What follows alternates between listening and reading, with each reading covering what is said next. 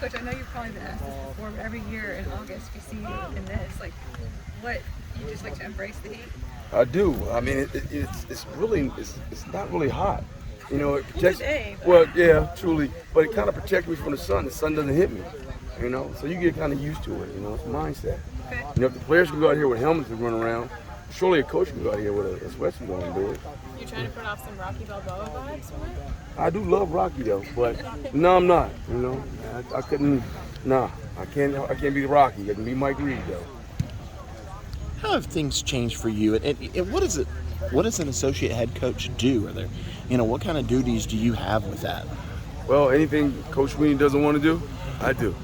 But it really hasn't changed my mindset because for me, I'm that personable guy that's going to speak to everybody.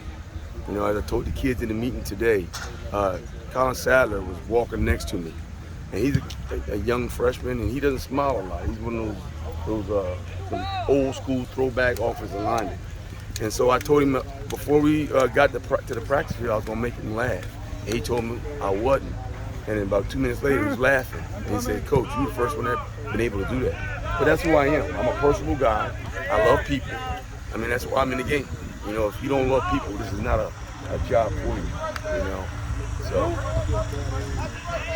And I take it, you've probably had chances to leave here and go do other things. What kind of keeps you around here? Well, when you're around good people, you don't want to just go somewhere. I'm not one of those guys that want to go to the unknown. You know, my family loves it here, and I've made relationships with guys, and I can't leave them. You know, if you recruit a kid and you make a relationship with the parents and the family, you know, I can't just say I'm leaving for something else.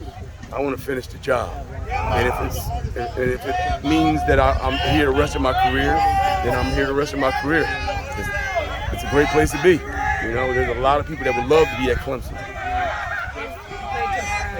How confident would you feel about your punters right now? Well, right now, until game week, you know, it's going to be a competition. You know, I don't want anybody to get into a situation where they're comfortable. You know, so I want right down to the last bit is when we'll make that decision. Debo's been bragging on Aiden. Seen good things from him. Oh, he's had a heck of a camp. You know, young man's come out here, and he's really, he's really matured, and he's put in the work, and it shows. You know, and it's good. You know, it's his time. He needs, it's time to produce. With the two new coordinators this year, do you feel that your role has changed at all, given that there is an element of continuity in your coaching, and that I guess with the special team side, do you feel like you're bringing a different element to the coaching that maybe is? Well, I think it's one of those situations where coach feels like, hey, I'm ready for that position, and he's granted me that opportunity. So for me, it's just another challenge in my book. Is now, hey, I've got to take the baton and I've got to run with it. The standard is the standard, and I've got to make sure that I supersede this standard. Yeah, and you mentioned earlier that you want to be here until you finish the job. What does that mean to you? And is that winning a national championship? No, I don't base it on winning a championship.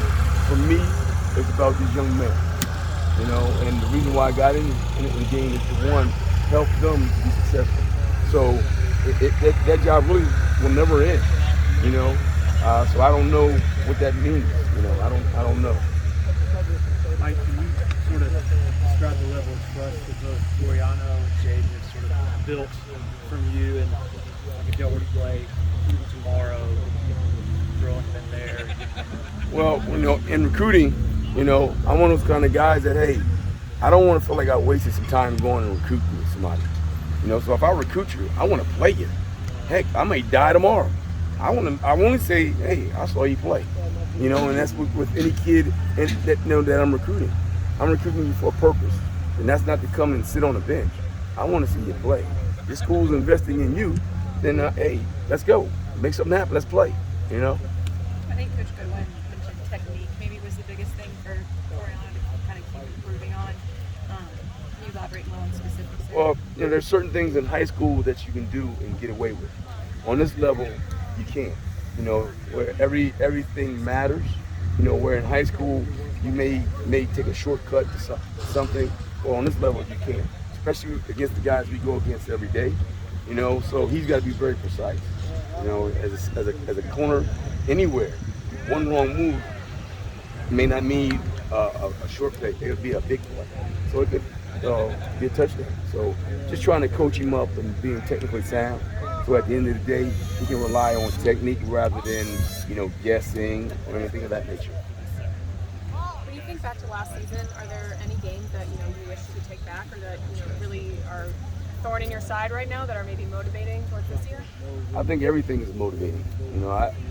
For me, I'm one of, I guess today's my 50th birthday, so I can't go back and be 21 again. But it is what it is. You know, all we got to do is, hey, we got to correct it, and we got to move on. You know, for us, it's, like I said, it's you measure a man, not when he's failing, but how he learns from that failure. So who on the team, if anyone, do you think had the most to learn from maybe some of the ups and downs last year? Heck, all of them. All the ones that were here. You figure we started out, early in the season, and things looked kind of dim. And so for that, just build and continue to build on it, so that it doesn't happen again. Yeah, and is it easy to get complacent when the players are looking around, seeing the AP poll and seeing themselves in the top? I can't say that. No. We're all about work. And you can rest on your laurels if you want to. You come on this practice field, you'll get exposed very, very, very quickly. And the peer pressure that you have amongst your teammates is going to keep you in an uncomfortable position. What has impressed you seeing your guys go against Antonio Williams? One, it's two-sided for me because one, he's a punt returner, so I like his skill set. He's a kid that doesn't get easily rattled. He brings a different element to the game where he's a very shifty, very elusive and explosive athlete. So I like that for my players because now he's not the 6'3" kid. He's the 6-foot kid who's very shifty. So I like it. Like I said, it challenges us. Has Fred made some real progress? I think Coach Sweeney the other day knocked on wood and saying, "Hey man, looks like Fred's real strides." He has, and it's good to see. He's a corner, so I'm his biggest cheerleader. All right. So when I see kids make those strides, that's what you love to see. Sometimes you want them to happen earlier, but hey, God's got his plan for everything. And so for him, he stuck to it. Where a lot of other kids would have maybe transferred or ran from it. All right. He stuck in there and he learned his lesson and he's growing. What are you seeing out of him? Sort of different? Well, his work ethic is more refined. He's taking a lot of accountability on some things, and he's starting to put himself in a leadership role where he's trying to hold other guys accountable. Are you going along with Coach Sweeney and praising Nate the Great? I mean, Nate's doing a good job, but all the rest of them are doing a good job. I want to collectively, I want to be a very good group. I don't want to have just one guy. Like I said, I want to be able to be in a situation where I can throw anybody out there and there is no drop off. That's the ultimate goal. Nate's having a good camp, like I said, but you got to make sure they all stay in that uncomfortable state so that, I don't want them to be in a situation where they feel like they've arrived. Do you feel like you'll have 4 by that, that you can count on, or 5 by Georgia Tech? I'm hoping 6. Okay. That's what I'm hoping for because, like I said, I don't want guys to just be on that sideline. I want to see them play. I'm that kind of guy. I want to see you play. I recruited you. I took time away from my family to come see you play and come spend time with your family. I want to see you play. How about the old man of the bunch, Sheridan Jones? Hey, he's my leader, and he's in a great place. I love where he's at. He recently graduated, and like I said, that's the ultimate goal, is to graduate, And so now he's got something in his pocket, so now he can go out there and he can just play. Speaking of old men, that's one of the maybe silver linings of COVID is that you have so many older players. I mean, maybe less so at Clemson, but you might be going against some 24-year-old quarterbacks elsewhere in the league. And how does that change the dynamic in the locker room? Like, is it hard for these older players to relate to maybe the younger guys that are, I don't know, using social media differently? They're very. We have a great chemistry in our locker room. And I think that's what Coach Lee does, with our culture and our culture building. And it's really a family. So it's almost like, they're big brothers, mentoring the younger kids. And then a lot of these kids have known about our program through the recruiting process. So when they come in here, they already know what's expected of them. So it's a very easy process. And like I said, when you have a coaching staff that's been together and you have a staff that, they have the blueprint and we're all speaking the same thing, it's very easy. Have there been any funny moments where, maybe some of the younger kids, don't get the reference that the older kids are getting, or not really? There is, but we like to keep the head off the record. But we have a good time. Special teams is that third part of the game that's so important. How much pride do you take in that's your baby now? And what do you think about that overall group to this point? Well, at the end of the day, it's a reflection of me, So for me, I have great pride in it. My name is on it, my signature. And so if I'm gonna put my name on anything, it's got to mean something. And like I said, I want this team to understand the importance of special teams. And that's where you get a lot of guys who may not play offense or defense, their only opportunity to really to do anything on the team is special teams. So I want us to have an excitement about special teams, so that when you see us play, you're gonna be like, wow, look at this team play. Not just offense, not just defense, but all three phases of the game. With BT doing all three things, how do you keep him from wearing his leg down? Well, you got to put him on pitch count. You got to be smart. You can't sit there and let him kick all practice. And like I said, but it gives those other guys an opportunity to show what they got, so that when the time comes and their number's called, they're ready to go. So do you have a pecking order at punt returner, kick returner at this point? Not right now. It's too early. It's too early. Like I said, all those guys, provide something very different. Will Taylor's been the guy who was out there last year, and he's probably the most seasoned guy besides him and Shipley. But you got Williams, who, like I said, he's a cool cat. Nothing rattles him, and you like that. But for me, I just haven't seen him in that game aspect yet. As far as Nate Wiggins, he told us that he ended up on accountability lists a lot last year. How much were you on him about that? And how much do you think he learned? I think he learned a lot. It's like I said, this is a different program. And for me, that fatherly instinct is, love. Sometimes love requires discipline. Sometimes you got to discipline. I'm not one of those dads that can reward bad behavior like anybody. You start rewarding bad behavior, and then you got a real problem. And like I said, so for him, it was just, something different, something new, and like I said, he's all in.